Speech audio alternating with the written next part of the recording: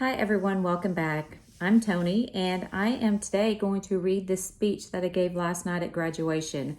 I had a couple of friends ask to hear it and the video of it wasn't really good. So I thought I would read it. I also wanted to add that before I spoke, the salutatory and valedictorian spoke, and they had me crying, and then the introduction of me had me crying. And so when I got up to read it, I was crying. And so I'm like, the goal, and I told them, I'm like, my goal today was to make this through without crying during my own speech. I had no idea I was going to be crying before my speech. So it was very emotional, but I'm going to go ahead and read it to y'all real quickly and put on my cheaters. And I'll be looking down at my paper because I did not memorize it. I am not a public speaker. So hold on just a second. Okay, I am honored that the senior class of 2020 chose me to be their speaker today. I hope I can live up to your expectations. I have shared this story with some of you. I was not the best student in high school, more of a middle of the road kind of girl.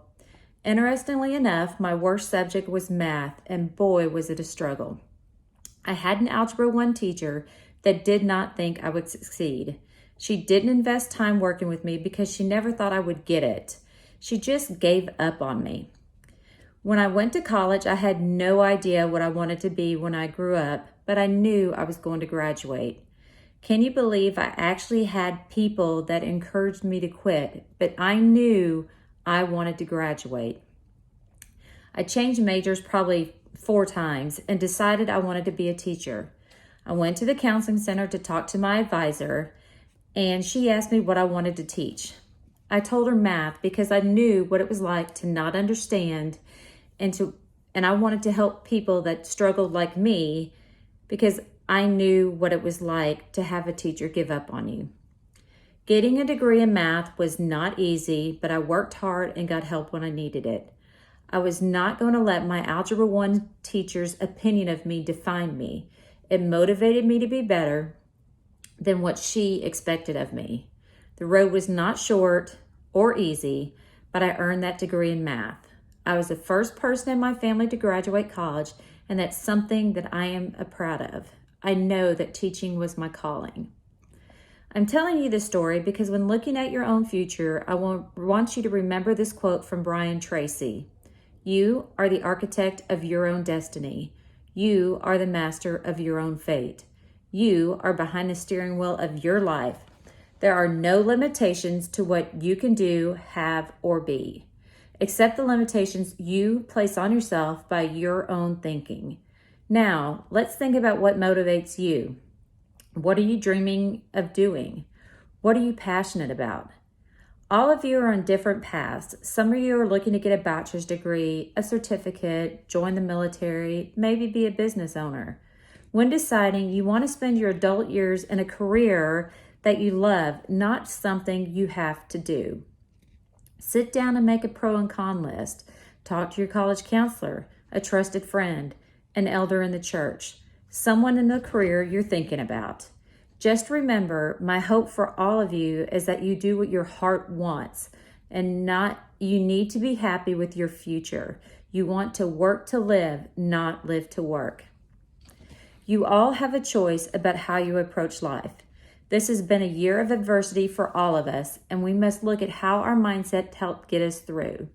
This year did not end like any of us expected, and yes, there are some missed events that we're sad about, but we made the best of a bad situation.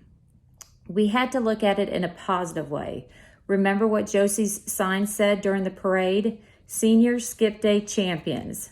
That put a positive spin on missing all of those weeks, and my goal for you is to look at life situations with a positive mindset. Be an optimist, and your life will be so much happier. I also encourage all of you to start a bucket list of things you want to do or accomplish in life. Think about things you want to put on your bucket list and write it down. It makes it more real. Trust me when I tell you, don't keep it in your head. You will forget some of the items. Do you want to travel around the world, own a boat, buy a house, retire at 50, climb Mount Kilimanjaro? Write it down and keep it in your wallet or someplace special. Take it out every once in a while so you can remember what you dreamed of. Check it off and then add to it as you wish. This is something to strive and plan for. I do have to say that all of the 15 of you have made such a positive impact on my life. I tell everyone that God put me here at BCA for a reason. The way you rallied around me with my cancer diagnosis is something I needed to be able to get through the treatments. My heart and soul needed your prayers, kind words, gifts, cards, and concern. If I was having a bad day, you sensed it and were sympathetic. When I had a milestone, you celebrated with me, and for that, I will never forget any of you. You will always hold a special place in my heart.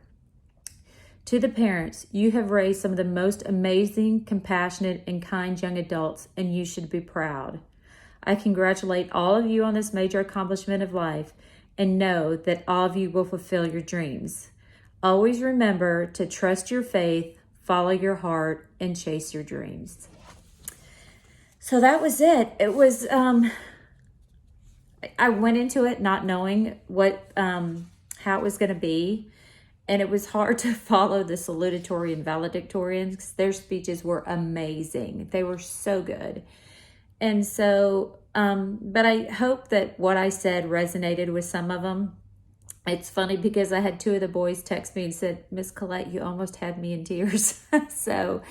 And that was not my intent. I just honestly, and I've said this before, am so grateful for those kids and for that school and for everything that they have done for me.